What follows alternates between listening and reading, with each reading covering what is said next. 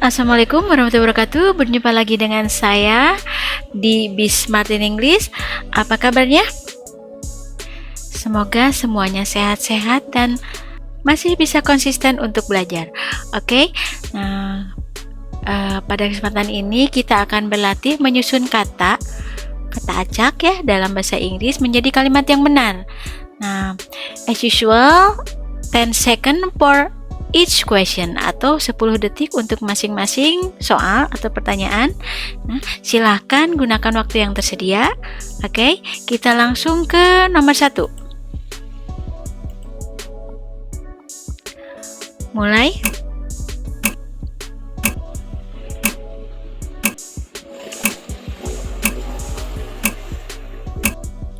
Time is up. Oke, this been for Mr. Mahendra morning waiting since you has. Nah, this itu artinya ini, been itu bentuk ketiga dari MISR ya. Sebelumnya biasanya ada have, has ya. For itu artinya untuk, bisa juga selama. Mr. Mahendra itu Tuan Mahendra, morning itu pagi, waiting itu menunggu. Ini waiting ini verb ing. Since itu sejak, you itu kamu, has itu bisa berarti mempunyai, bisa juga telah. Nah, dalam kalimat ini ada petunjuk. Pertama yaitu ada has, ada been ya, ada verb ing. Has been verb ing atau has been waiting. Nah, ini merupakan ciri tenses perfect continuous tense, yaitu have, has been verb ing ya. Nah, sebelumnya harus subjek dulu sebelum has. Nah, coba cari kita subjeknya di sini mana? Orang ya, yaitu Mr. Mahendra. Setelah Mr. Mahendra langsung ke auxiliary, yaitu yang tadi has. Jadi Mr. Mahendra has been, kata kerjanya harus bentuk ing, yaitu waiting. Kalau menunggu siapa? Menunggu orang ya. Jadi harus ada for-nya kalau menunggu orang. Jadi nggak boleh waiting you, tapi waiting for you. Nah, udah ada subjek, udah ada apa ini? Predikat ya, udah ada objeknya yaitu you. Nah, terus keterangan.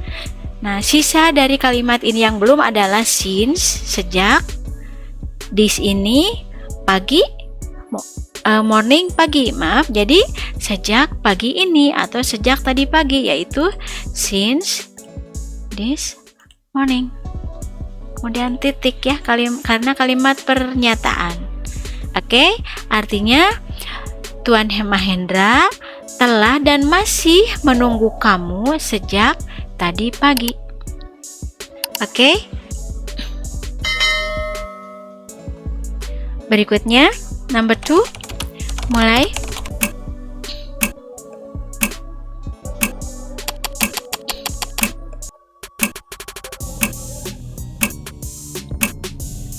Time is up. Do her to watch does time she in like spare. Nah, do itu bisa mengerjakan, bisa apakah ya.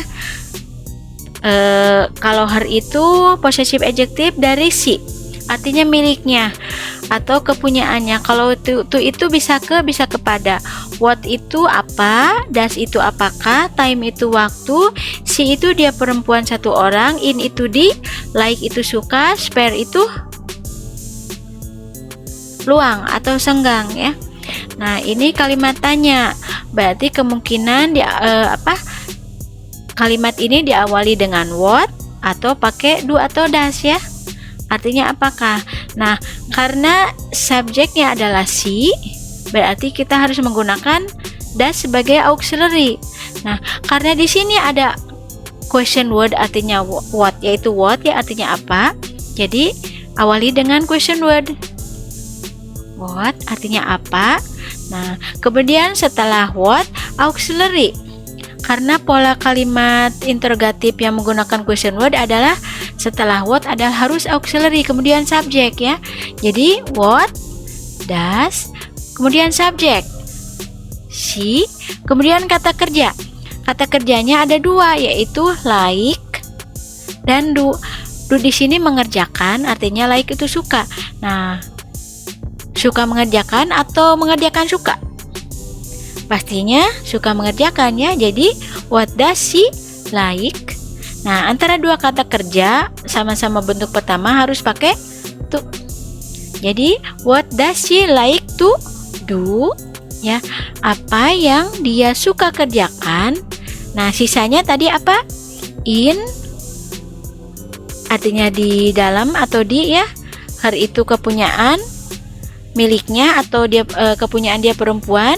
Spare itu luang, time itu waktu. Yang pasti waktu luang itu spare time. Nah, karena di sini ada her menunjukkan miliknya, berarti kita harus kepunyaan dulu, yaitu her spare time, artinya waktu luangnya. Nah, terus innya ditaruh di mana?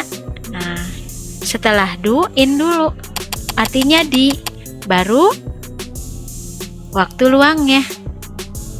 Kemudian tanda tanya, artinya apa yang dia suka kerjakan di waktu senggangnya.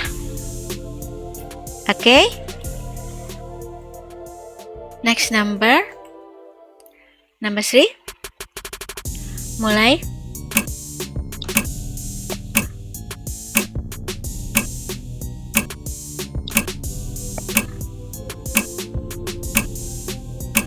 Time is up. To must the Friday we lecturer hand the before paper. To artinya ke ya, bisa juga kepada. To juga bisa bisa tidak ada artinya, seperti saat kita menggabungkan dua kata kerja ya, kayak like to cook ya, suka memasak. Must itu artinya harus. The itu artinya itu, bisa juga tidak ada artinya. Friday, Jumat, we kami, subjek pronoun ya, lecturer dosen. Hand itu bisa tangan, bisa menyerahkan. The itu before sebelum, paper makalah. Nah, ini kalimat positif, tidak ada not, tidak ada tanda tanya ya. Berarti harus diawali dengan subjek. Nah, ada petunjuk di sini, ada we ya, we itu subjek pronoun, artinya kami. Jadi we itu harus disimpannya di awal kalimat atau setelah keterangan. Nah, jadi kita langsung aja kami. Nah, di sini ada must, ada hand. Hand di sini artinya menyerahkan ya. Jadi kalau ada modal, ada kata kerja, modal dulu setelah subjek. Jadi we must baru menyerahkan. Hand, kalau menyerahkan apa? Benda ya. Nah, di sini ada artikel the 2 biji, yaitu the yang dekat Friday sama the yang dekat before ya. Nah, the itu dipakai untuk membingkai kata benda ya. Jadi nggak boleh the Friday atau the we atau the must, tapi harus the lecturer dan the paper. Jadi langsung aja, we must hand, menyerahkan apa? Menyerahkan makalah ya. We must hand the paper. Menyerahkan makalah kepada siapa? Yaitu kepada dosen. Jadi we must hand the paper to dosen, the lecturer. Nah, baru keterangan. Keterangan di sini adalah before dan Friday ya. Yang belum itu before dan Friday. Nah, kita pastinya before dulu. Jadi artinya sebelum hari Jumat, before Friday. Artinya kami harus menyerahkan makalah kepada dosen sebelum hari Jumat. Kemudian titik. Next number 4. Mulai.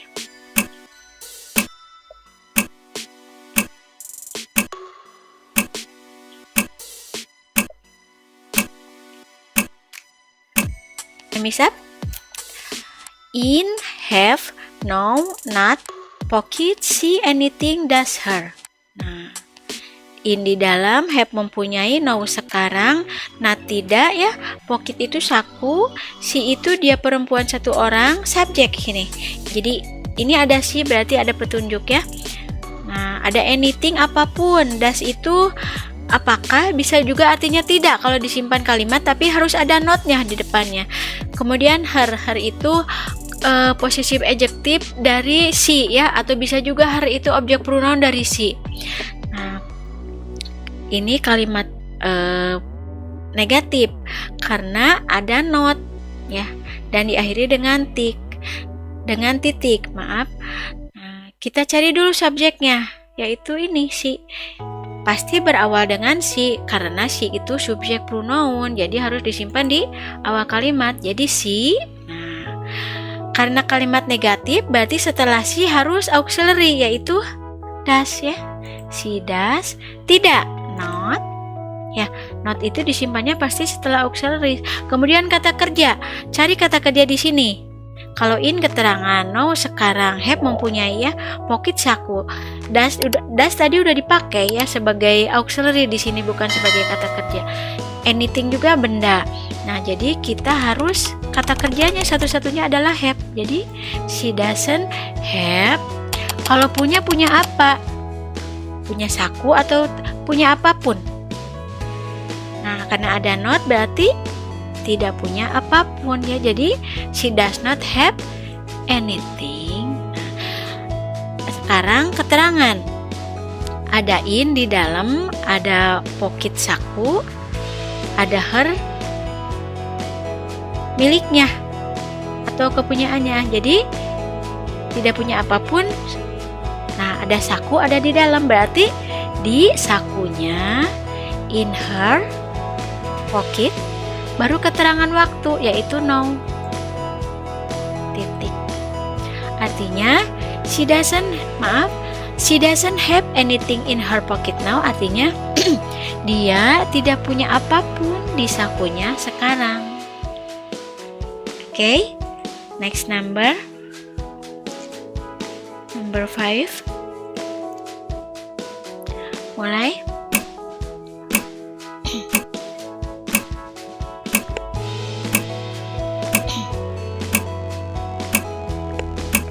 Time is up. Ada for, ada are, ada walking, exercise, and useful, everyone swimming.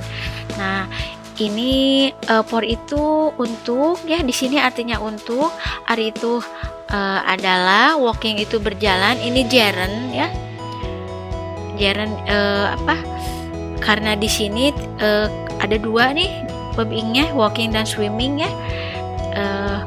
Berjalan ini verb ing bisa sebagai kata kerja, bisa sebagai gerund. Gerund itu adalah pembentukan kata benda dengan menambahkan ing pada kata kerja, tapi letak fungsinya bukan sebagai kata kerja tapi sebagai kata benda. Nah, gerund di sini bisa sebagai subjek, bisa sebagai objek ya. Nah, coba kita artikan dulu. Walking itu berjalan-jalan, exercises itu latihan-latihan jamak. Ini kata benda ya. And itu dan, useful itu berguna, everyone itu setiap orang atau semua orang, swimming itu berenang sama seperti walking. Nah, ini ada dua kata verb ing ya. Bisa digabungkan dengan and, walking dan swimming. Yang bisa dijadikan subjek bisa walking dan swimming, bisa juga everyone. Tapi karena di sini ada useful berguna, kita coba berbagai kemungkinannya. Setiap orang bisa berguna untuk berjalan-jalan dan berenang, atau berenang dan berjalan-jalan bisa berguna untuk setiap orang. Nah, kemungkinan yang kedua benar, lebih cocok ya. Jadi subjeknya adalah walking and swimming. Nah, ada dua, swimming and walking dua ya, berarti harus ada to be ini di depannya, yaitu are. Artinya adalah, di depannya kata sifat. Useful, apa yang berguna? Useful itu kan kata sifat, di depannya harus ada kata benda. yaitu satu-satunya di sini adalah exercise ya, karena everyone itu orang, jadi useful exercise. Sisanya adalah for dan everyone. For itu untuk, everyone itu semua orang. Jadi kita pasti for dulu ya, baru everyone, baru titik.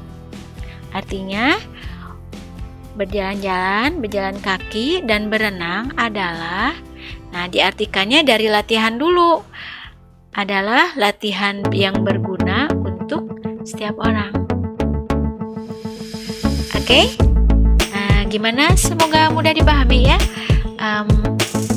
Jika ada saran atau komen atau pertanyaan atau request konten, silahkan cantumkan di kolom komentar.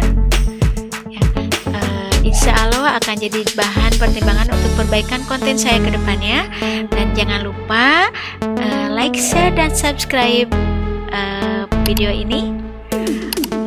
Dan nyalakan tombol lonceng kamu supaya kita bisa berjumpa lagi di video berikutnya.